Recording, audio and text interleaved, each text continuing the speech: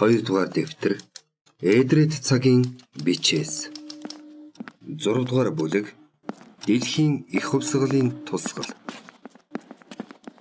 Хүрээнд ардын засгийн газрыг тунхаглаж байх үед Москва хотноо Коминтерны 3 дугаар их хурал хуралдаж байв. Байгуулагдсанаас хойш Дэлхийн коммунист ажилчны хөдөлгөөний зүтгэлтнүүдийг цуглуулж Дэлхийн социалист хувьсгалыг хийх зорилго тавьсан энэхүү байгууллага 3 дахь удаага хуралдаж Дэлхийн хувьсгалт хөдөлгөөний өмнө тулгамдсан зорилтуудыг хэрэгжүүлэхээр цуглаж буй энэ юм. Хуралд оролцсон зөвлөлт Орос улсын гадаад хэргийн ардын комиссар Георгий Васильевич Чичерин, Коминтерны алс дорнодын секцийн дарга Григорий Наумович Войтинскийтэй ярилцсан. Войтинский бол Коминтернд алс дорнодын секц байгуулагдаж ирсэн цагаас даргаар ажиллаж байсан хятад судлаач эрдэмтэн хүн юм. Жилийн өмнөөс хятад руу сим явж Ли Дажао, Чин Дусю нарын хувьсгалчдтай уулзсан хятадын коммунист намыг байгуулах ажлыг гүйцэтгэж яваа нэгэн. Харин Коминтерны үйл ажиллагаа гадаад хэргийн ардын комиссариатын бодлоготой зөрчилдөх нь их болсон тул ийхүү уулзаж ярилцаж буй энэ. Войтинский Георгий Васильевич нөхөр Троцкийн дэвшүүлж буй тасралтгүй хувьсгалын онолоор бид хөрөнгөтөн орнуудад социалист хувьсгалын ажлыг тасралтгүй эрчимжүүлж хөрөнгөтнүүдийг цагуургалж довтолж байх хэрэгтэй гэсэн санааг та юу гэж үзэж байна? Саяхан Германы хувьсгалт хөдөлгөөн бүтлгүүтлээ. Унгарын хувьсгал зогсон байдалд орлоо. Австрид бас коммунист хөдөлгөөн нууц байдалд ороод байна.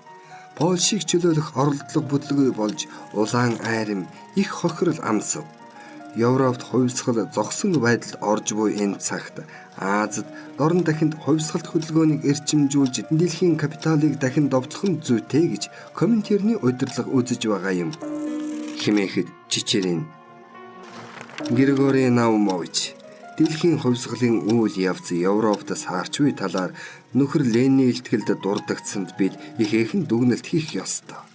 Гэхдээ дэлхийн коммунист хөдөлгөөний эрх ашигаас гадна шинэ тулгар зөвлөлт Орос улсын эрх ашиг гэж бас байгааг бид мөн харгалзах ёстой. Жишээ нь саяхан Англид баривчлагдсан Коминтерны төлөөлөгчдөөс болоод Англиас худалдан авах байсан үйлдвэрийн тоног төхөөрөмжлүүдийг ачуулахыг зогсоож гэрээг цуцаллаа.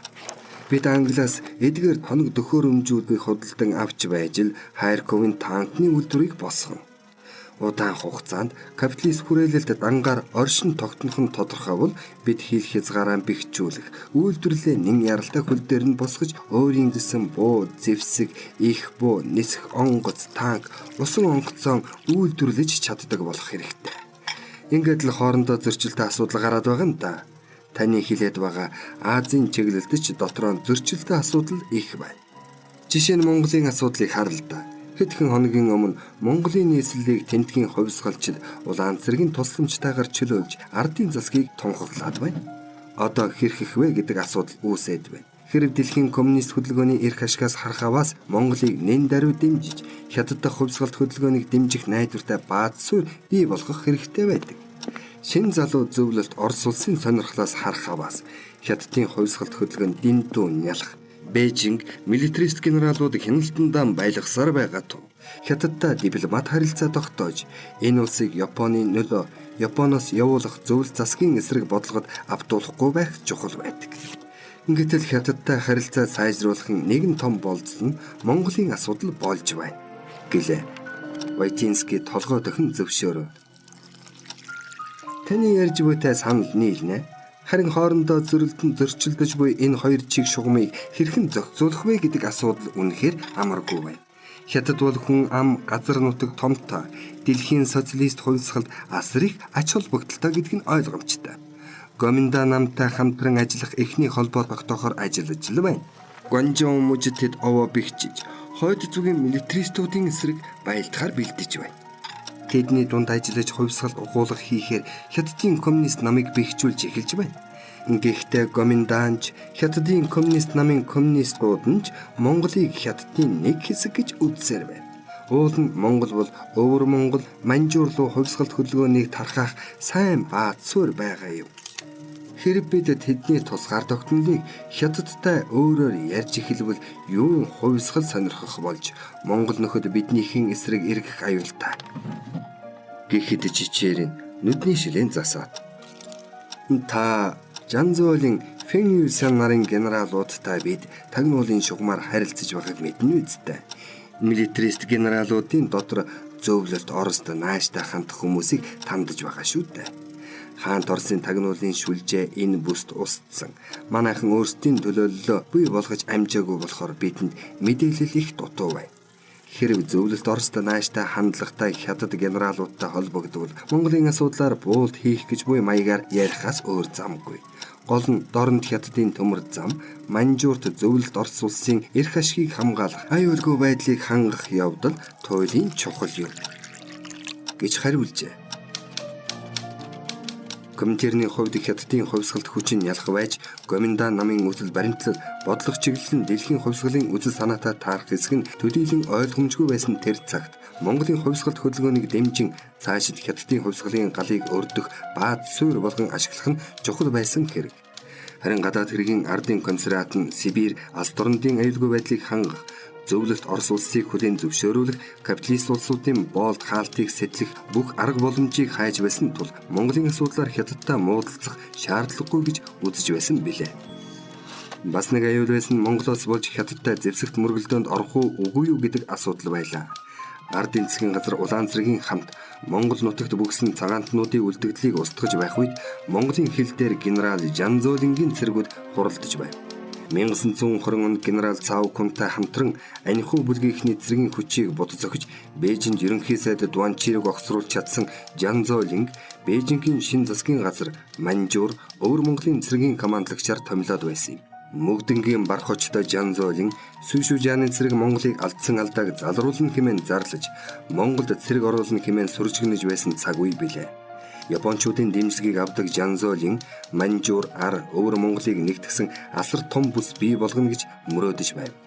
Улсын хэмжээний цар хүрээтэй улс төрч болж өссөн Жан Зоолин Бээжингийн бодлогод нөлөөлж байсан ч манайхны аз болоход Бээжин орчмын жилийн мужид байрласан генерал О.Пэфу түнтэй хятадд ноёрхын төлөө өрсөлдөж байв. Генерал О.Пэфу Манжуурт цөмрөн орох хэмжээний цэрэг зэвсэг цуглуулсан байсан Жан Зоолингийн Монголын төлөвлөгөөнд саад болж байлаа. 1922 оны хавар Жан Зоолингийн цэрэг жилийн муж руу довтлсон боловч ялагдаж Манжуур руу ухарсаар Монгол руу өнгөлзөөд байх боломж хязгаарлагдсан билээ. Хүрээнд байгаа ардын намынхан ч одоохондоо хувьсгалын зорилтын тухай нэгдсэн байр суурьгүй байгаа нь Войтинскийг зовоож байв. Анхнаасаа Монголын хэрэгт оролцож ирсэн Шумяцкигаас Ленинд бичсэн загталдаа феодализмын хоцрогдолд байгаа энэ оронд хөрөнгөтний ардчилсан улс байгуулах нь ч томоохон амжилт болно гэж бичиж байсныг Войтинский тод санаж байлаа. Үрээнээс элбэгдорж Ренчиногоос ирүүлсэн илтгэлүүдийг үзэхэд Монголын хувьсгалчид маань ардын хувьсгалын зорилтын талаар өөр ойлголттой байгаа нь харагдаж байна. Элбэгдорж Ренчиногийн мэдээснээр Сүхбаатар Жанжин Бурхан шашнаа хүндэтгэж ард түмнийг амар туйлд хүргэн тэгш журамт баян хүчрхэг улс болох ёстой гэж үзэж байжээ. Харин бодоо манай улс боловсрсон олон улсын нэгэн адил их баг улаан үзэлт улс огт тохирохгүй. Мөн хурлын эрхт бүгд найрамдах улс бас хэцүү. Уучин ёсоор хэмжээгүй эрхт эзэнт улс байгуулж болохгүй. Иймийн тулд хэмжээт эрхт эзэнт улс байгуулсан гэж үзэж байлаа. Гэтэл данзан хөгжлийн авирах гişгүүрийг алгасах утгагүй. Иймээс хуучин шинийн төв дундыг барьж явах ёстой гэж үзээд байдаг. Хэсэг бодлогоширсны эцэст Войтинский элбэгдорж Ренчинод загтал бичиж эхлэв. Тэрээр улааны үзлийг огт тохирохгүй гэж үзэж буй бодог буруушааж харин данзан Сүхбаатар нарыг хувьсгалын хэрэгт илүү оролцуулах нүүдэл хийх бодлого барих нь энэ цагийн зорилт мөн гэж үзэж байгаагаа бичив. Ардын засгийн газраас Ван, Гүн, Дээд лам нарын эрхийг халж орон нутгийн хурлуудыг байгуулж буй бодлогыг зөв зүйтэй гэж үзэж байгаагаа нь тэмдэглэж энэ наажмаар ноёдын намын хүчин чадлыг сулруулан ардын намын нөлөөг ихсгэд хүргэхийг онцлон тэмдэглээд ардын намын нөхдийн дотор социалист хувьсгалын үзэл санааг талархан дэмжигчдийг олох, тэдэнд социалист хувьсгалын зорилтыг тайлбарлах зэрэг ажлыг идэвхтэй хийхийг тэрээр Ренчинод даалгажээ. 1921 оны 8 дугаар сард хаалган дахь Америк нэгдсэн улсын консул Сокобин хүрээнд иржээ. Хүрээнд Швед худалдаачийн Ларсеныг орчуулагчаар дагуулan ирсэн Сокобин ардын засгийн газрын ерөнхий сайд Бодо Жанжин Сүхбаатар, гадаад яамны дэд сайд Цэрэнд орж, дотоод яамны сайд Даалан Пунцэгд орж, Богд хаан болон лам ноёдтой уулзсан юм. Ларсон ерөнхий сайд бодоотой уулзахаар явж буй Сокобинд "Ноён консул, би энэ уулзалтанд очиод хэрэггүй байх. Намайг лам ноёдтой эртний дотн харилцаадаг мэдэх тул бодоо итгэхгүй байж мэднэ. Уулзалт дээр хятад хэлээр сайн ярьдаг Цэрэндорж сайд байлцах тул хэлмэрчийн хэрэг байхгүй бизээ" гэж Сокобин нэрээ чи тийм болов хэмээн бодож зөвшөөрөв. Хятадын хойд нутаг Монголын арилжаа 8 улс төрийн амьдралд тухайн цаг үед Ларсны оролцоо асар их байсныг тэр үеийн номнуудад ихээхэн дурссан байдаг. Тиймээс Ларсны сайн болоод саар талыг нь тухайн үеийн монголчууд сайн мэдсэн байх учиртай. Консул Сокобинч ардын засгийн газрын ерөнхий сайд бодоотой уулзахдаа булга хярсны арсны 8 хүндэн ярихдаж Ларсны нөлөө байсан байж болох юм. Харин хаширгүн Ларсон хүрээний ноёдтой дотн харилцаатай байсан нь улс төрийн хувьд нөлөөлж магадгүй гэж болгоомжилсан бололтой. Бодоо ерөнхий сайдын өргөнд орж ирсэн Сокобин хятадаар мэдчилгэхэд Цэрэндорж сайд орчуулга хийж өглөө. Бодоо Эрхэм улсын консул хүрээний хүрэлцэн ирсэн талархаж байна. Бидний монголчууд гадаадын харгиз этгээдүүдийг сүнөөн дарж ардын эрхт Монгол улсаа байгуулан тусгаар улс болоод байна. Гадаад улсуудтай найрсаг харилцааг тогтоож, худалдааг чөлөөтэй хөгжүүлэхийг манай улс эрхэмлэж байна хэмээхэд Сокобин эрхэм ерөнхий сайдын үгэнд талархав. Тийм аваас Хятад Монголын хоорондын харилцааг сайжруулж, худалдааны жингийн цувааны аюулгүй байдлыг хангах шаардлага байна. Одоо цаг усын байдлаас болж энэ замаар худалдааны жин явахгүй байна. Дашрамд хүсэхэд манай Америкийн пүлсний булга хярсны арьс ачсан жингийн цуваанд зөвшөөрөл олгож өгвөл гүнээ талархна хэмээн өгүүлв.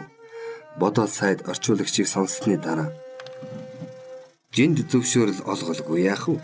Харин Хятадтай харилцаа сайжруулах талаар Америк улс анхаарч зуучилж өгвөл сайнсан. Тэгвэл аль ч жингийн цуваанд асуудал гарахгүй болно.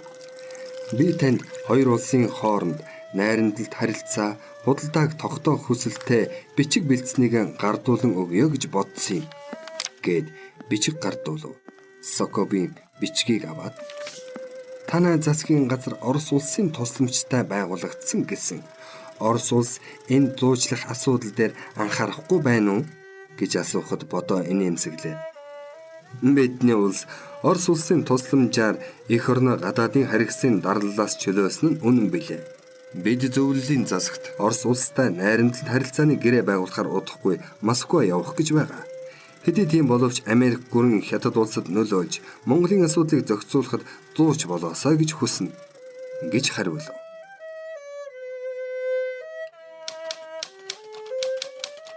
Бодоогийн санал бодлыг сонссны дараа хүрээний ноёд лам нар богд хантай уулзсан Сокобин төв рүүгээ илтгэх хуудас бичжээ.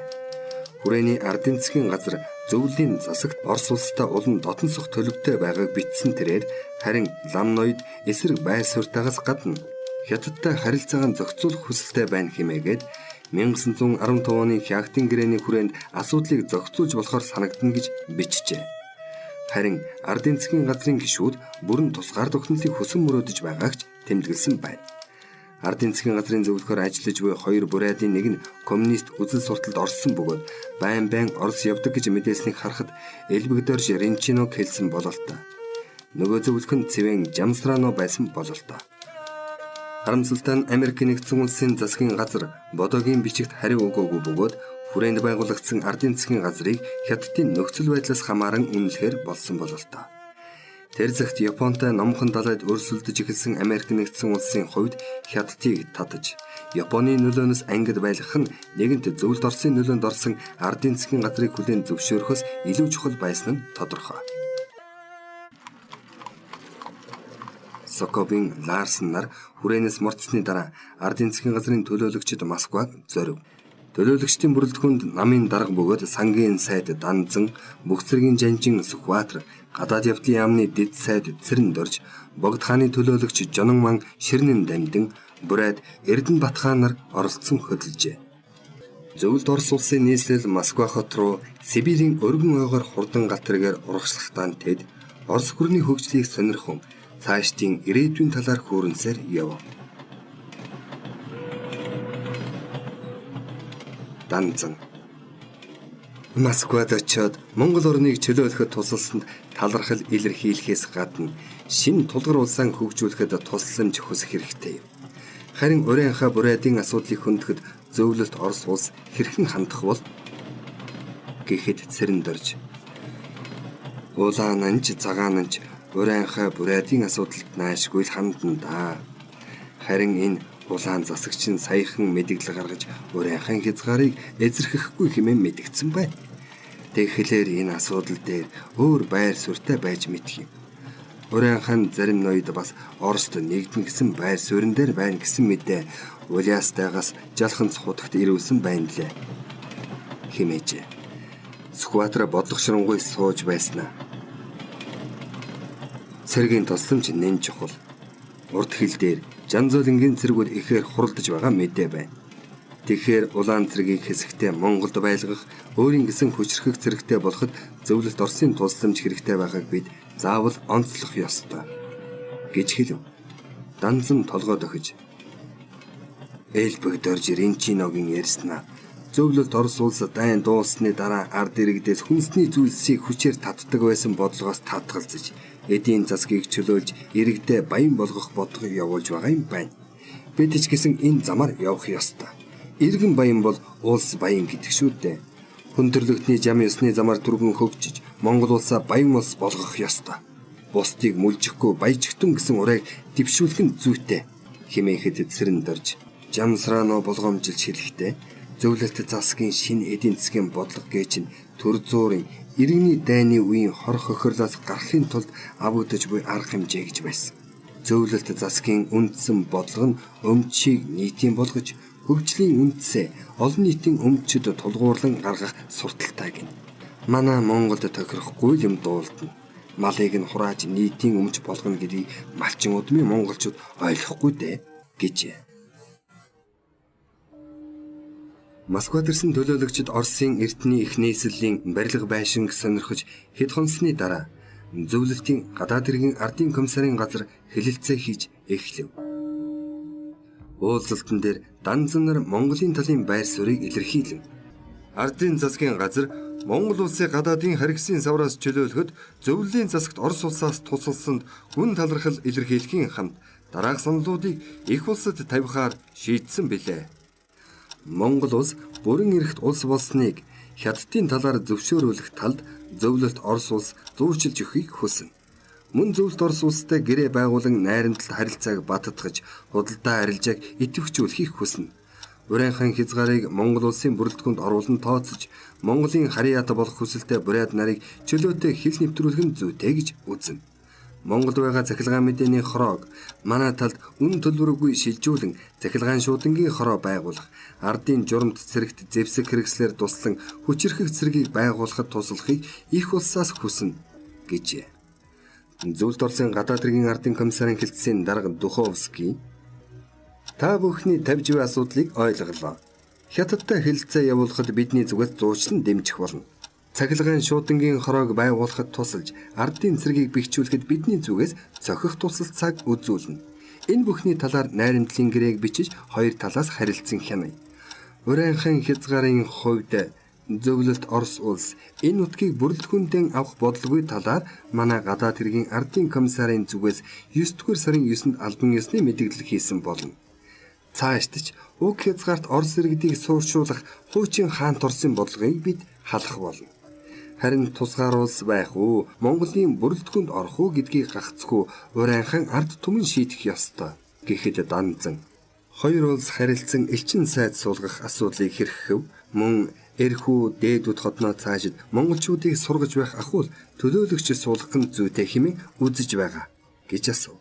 Духовский нэгэнт манай улс ардын засгийн газрыг Монгол улсын хууль ёсны засгийн газар мөн гэж хүлээн зөвшөөрч байгаа тул элчин сайд суулгах, хил орчмын нутгуудад консулын төлөөлөгч суулгах асуудлыг зөвшөөрнө гэж хариулаад хаант Оросын үеийн өрийг цайруулах болон шинээр 1 сая рублийн зээлэг олгох тухай та бүхний хүсэлтийг ёсоор болгохоор шийдсэн гэж дуулгав.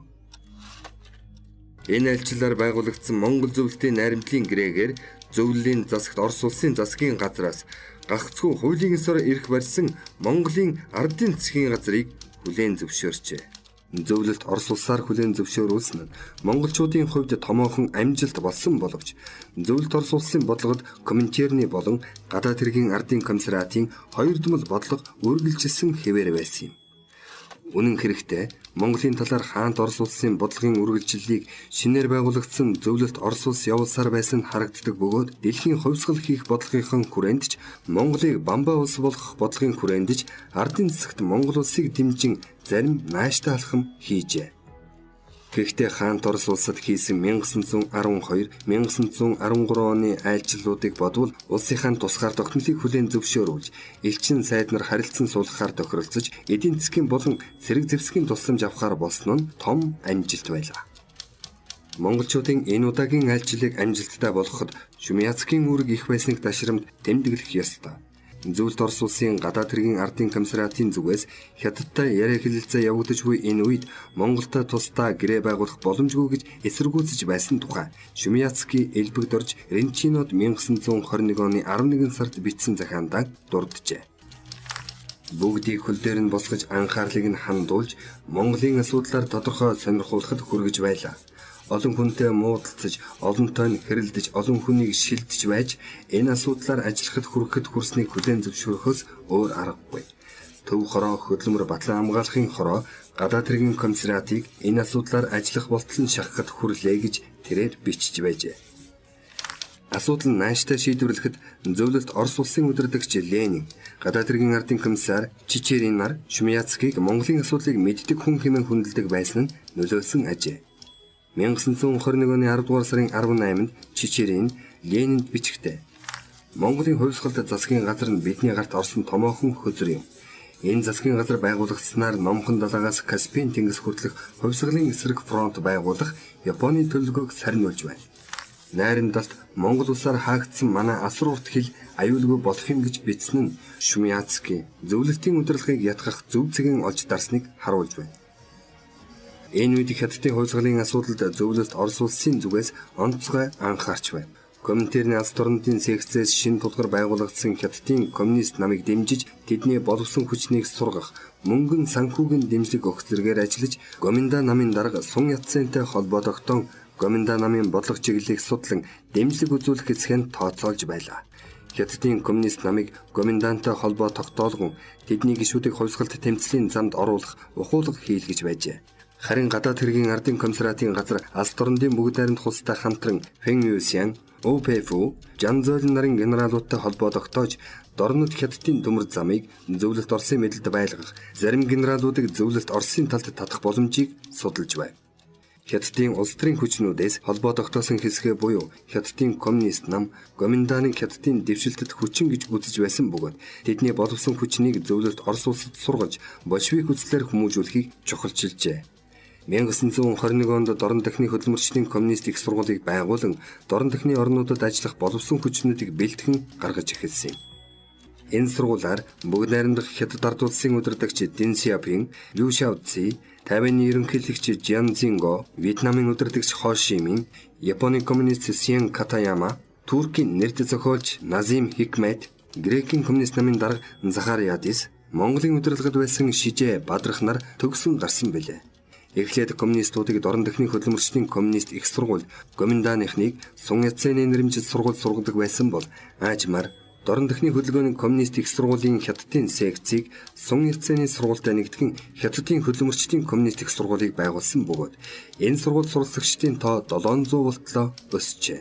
Оросын цэргийн сургуулиудад Хятадын коммунист нам Гоминданы боловсон хүчнийг сургахаас гадна Фэн Юсяны армийн офицеруудыг бэлтгэж эхэлсэн юм. Харин 1921-с 1928 оны хооронд Өвөр Монголын хувьсгалт хөдөлгөөний асуудлыг Коминтерны зүгээс Монгол ардын намтай холбон ойлгож байсан юм. Иймээс Коминтерны нөлөөгөөр Хятадын коммунист намаас 1922 онд гаргасан тогтоолдоо Өвөр Монголын хувьсгалт хөдөлгөөний асуудлыг Монгол ардын нам хариуцахаар заасан байдаг. 1922 оны эцсээр Коминтерны Дорн дахны секцийн дарга Войтинскийтэй гадаад хэргийн ардын комиссариатаас Хятадын асуудлаар Адольф Абрамович Йоффе уулзжээ. Йоффе Октябрийн хувьсгалын анхны өдрүүдээс дипломат ажил шилжин ажиллаж Германтай Брест-Литовскийн найрамдлын гэрээг байгуулж явсан хүн юм. Бага залуу наснаасаа Троцкитай хамтран хувьсгалын үйл хэрэгт оролцож явсан тул дэлхийн тасралтгүй хувьсгалын онолыг дэмжигч байсан бөгөөд Коминтернтэй илүү нягт ажилладаг байснараа гадаад хэргийн ардын комиссариатын жанжин шугамаас заримдаа зөрддөг хүн байжээ. Войтинскитэй ирж уулзаж буй Йоффегийн зорилго нь Бээжинд яваад ирсэн Пайкесийн айлчлалын тухай мэдээлж Хятадын талаарх бодлогоо уялдуулах явдал бай. Йоффе Григорий Наумович Пайкесийн 2 ч удаагийн Бээжинд хийсэн аялал тодорхой үр дүн өгсөнгүй. Бээжингийн цэргийн эрхтнүүд орнод Хятадын төмөр замыг Хятадд үн төлбөргүй өгөхийг шаардаж Монголоос цэргээ гарган Хятадын нэг хэсэг хэмээн хүлээн зөвшөөрсөн цагт л Москватай хилэлцээ хийн гэж мугуйлсаар байна. Саяхан Жили Финчаны дайн гэгч болж Жанзоолын ялагдаад өвөр Монголыг орхиж Манжуур руу ухарсан.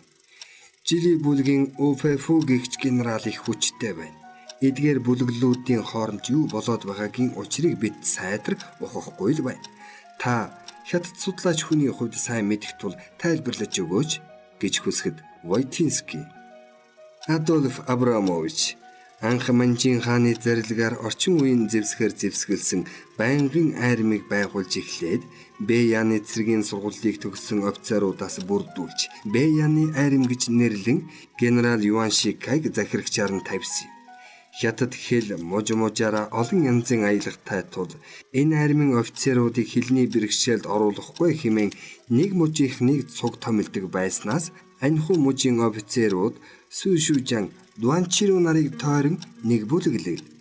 Жили мужийнхан Цаокун УФФ Финюсян нарыг тойрч нэг бүлэглэл. Финчан мужийнхан Жанзоолын тойрон нэг бүлэглэл үүсгэсэн юм. Анху Финчан мужийнхан голцоо Японы цэргийн сургуулийг төгссөн офицеруудаас бүрдсэн тул Япон хэлтэй Япончуудтай илүү дотн байдаг бол Жили бүлгийнхэн Европт сургууль төгссөн офицеруудаас бүрддэгээс Герман, Англи, Америкт илүү ойрхон байдаг учиртай юм. Юан Шикайг нас барснаас хойш эдгээр бүлэглэлүүд ерөнхий командлагч байхгүй болж тус-тусдаа хэсэг мөчийг захирсан генералууд болж хувирсан л да.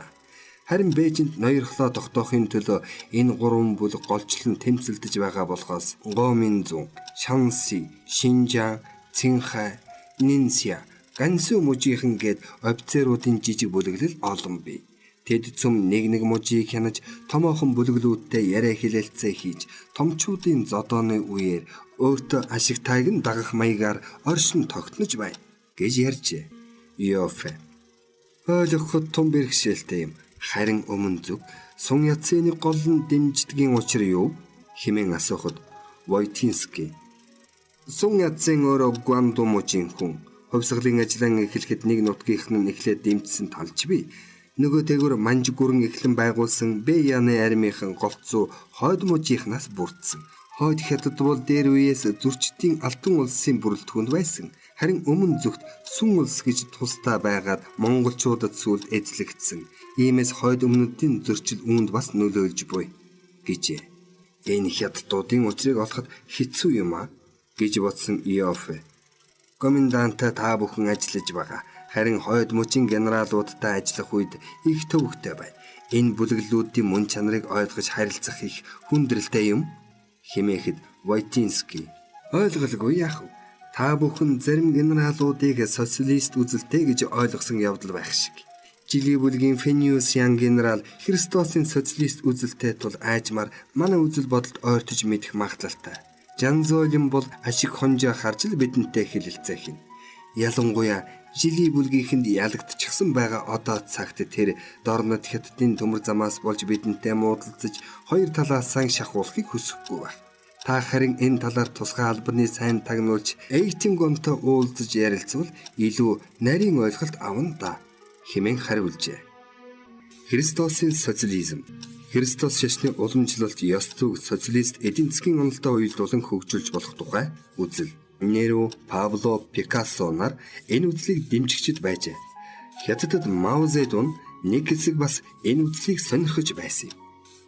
Наум Исаакович Эйтингон нь тэр үед зөвлөлтийн тусгай албаны гадаад тагнуулын албанд алба хашиж байсан бөгөөд хятадын чиглэлд ажиллаж байсан хүн юм. Тэрээр цагаан дөрөв бүсдийн томоохон төлөөлөгчдийг баривчлан хулгайлж авчирч устгах, хятадын тэмцэгчдэд Монголын нутгаар дамжуулан зэвсэг нийлүүлэх зэрэг ажлуудыг зохион байгуулж байсан ба хожим Испани алтны нөөцийг зөвлөлт Орос руу хулгайлан тээвэрлсэн мөгдөнгийн барах хожид генерал Жанзойлин хувьсгалын нэрд удирдагчдын нэг Лев Троцкий нарыг алж устгах тусгай ажиллагааг зохион байгуулснараа түүхэнд тэмдэглэгдэн үлджээ.